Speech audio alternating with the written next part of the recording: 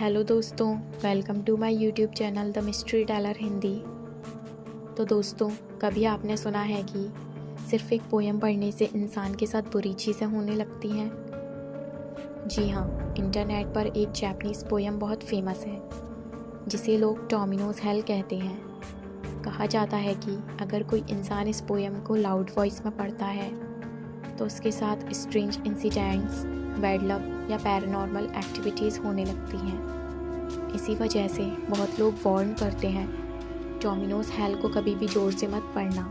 लेकिन सबसे बड़ा सवाल ये है, क्या ये सिर्फ इंटरनेट मिथ है या इसके पीछे कोई रियल हिस्ट्री भी है? तो आज की वीडियो में हम जानेंगे टोमिनोज हेल की असली कहानी को, उसका ओरिजिन और वो सच जो बहुत कम लोग जानते हैं। टोमिनोज हेल एक जापानीज़ पोएम है।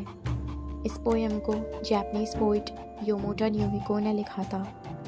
ये पोएम 1919 में पब्लिश हुई थी एक बुक में जिसका नाम था the heart is like a rolling stone. इस पोएम में एक लड़के टोमिनो की स्टोरी डिस्क्राइब की गई है जो मेटाफोरिकली हेल के थ्रू ट्रैवल करता है। पोएम का टोन काफ़ी डार्क और डिस्टर्बिंग है। इसमें हेल के इमेजेस, सफरिंग और पनिशमेंट का डिस्क्रिप्शन दिया गया है। लेकिन इंटरेस्टिंग बात यह है कि जब ये पोएम ओरिजिनली पब्लिश हुई थी तब इसे कोई कर्स पोएम नहीं माना जाता था। ये बस एक डार्क लिटरेरी पोएम थी। पोएम में एक लड़का टोमिनो अपनी जर्नी बताता है। स्टोरी सिंबॉलिक है और उसमें कुछ डिस्टर्बिंग इमेजरी यूज़ की गई है। पोएम में डिस्क्राइब किया गया है कि टोमिनो अपनी बड़ी सिस्टर और छोटी सिस्टर के साथ रिलेट करता है और फिर एक पॉइंट पर वो हेल की तरफ डिसेंड करता है। उस जर्नी में उसे सफरिंग, ब्लड और पनिशमेंट जैसे सीन्स फेस करने पड़ते हैं। जापानीज़ लिटरेचर में इस तरह की डार्क इमेजरी अनयूजुअल नहीं है। काफ़ी पोइट्स सिंबॉलिक लैंग्वेज का यूज़ करते हैं ताकि ह्यूमन सफरिंग या गिल्ट को एक्सप्रेस कर सकें। इसलिए बहुत स्कॉलर्स के अकॉर्डिंग ये पोएम एक्चुअली साइकोलॉजिकल सिंबॉलिज्म हो सकती है। इंटरनेट पर ये क्लेम पॉपुलर हुआ कि अगर कोई टोमिनोज हेल को लाउड वॉइस में पढ़ता है तो उसके साथ बैड लक या एक्सीडेंट्स हो सकते हैं। लेकिन जब हिस्टोरियंस और रिसर्चर्स ने इस क्लेम को चेक किया तो उन्हें कोई हिस्टोरिकल एविडेंस नहीं मिला कि पोएम कभी कर्स थी। एक्चुअली ये र्यूमर इंटरनेट पर पॉपुलर हुआ अराउंड 2010 के बाद, जब कुछ ब्लॉग्स और यूट्यूब वीडियोस ने इसे कर्स जापानीज़ पोएम कहना स्टार्ट किया।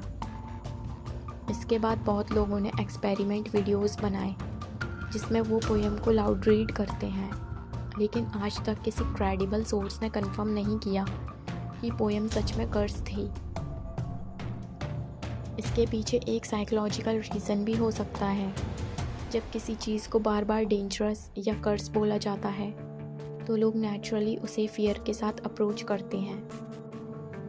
जापानीज़ लिटरेचर एक्सपर्ट्स के अकॉर्डिंग टोमिनोज हेल एक्चुअली एक सिंबॉलिक पोएम हो सकती है। इसमें हेल की इमेजरी का यूज़ शायद गिल्ट, पनिशमेंट और इमोशनल सफरिंग को रिप्रेजेंट करने के लिए किया गया है। Early 20th century Japanese poetry में काफ़ी राइटर्स ने डार्क थीम्स एक्सप्लोर किए थे। इसलिए पॉसिबल है कि ये पोएम सिंपली ह्यूमन इमोशंस और सफरिंग को मेटाफोरिकली डिस्क्राइब करती हो। यूट्यूब पर बहुत लोगों ने टोमिनोज हेल को लाउड रीड करके एक्सपेरिमेंट्स किए।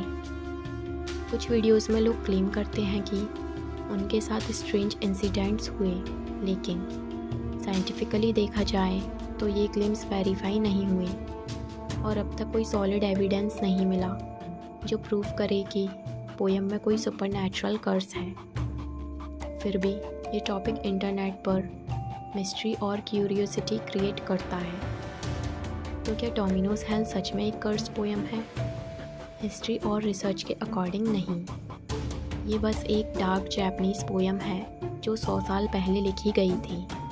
लेकिन इंटरनेट मिथ्स और हॉरर स्टोरी टेलिंग की वजह से ये पोएम एक मिस्टीरियस लीजेंड बन गई और शायद इसी वजह से आज भी लोग क्यूरियस होते हैं कि क्या सच में इसे लाउड पढ़ना सेफ़ है या नहीं। तो दोस्तों, आप क्या कहना चाहेंगे डोमिनोज़ हेल के बारे में? कमेंट सेक्शन में ज़रूर बताइएगा और हमारे इस वीडियो को लाइक एंड शेयर ज़रूर कीजिएगा। तो दोस्तों, हमारे इस चैनल को सब्सक्राइब करें, बेल आइकन को प्रेस करें, जिससे आने वाले सभी लेटेस्ट वीडियोस की नोटिफिकेशन आप तक पहुंच जाए। तो मिलते हैं नेक्स्ट वीडियो में, तब तक के लिए बाय बाय, टेक केयर।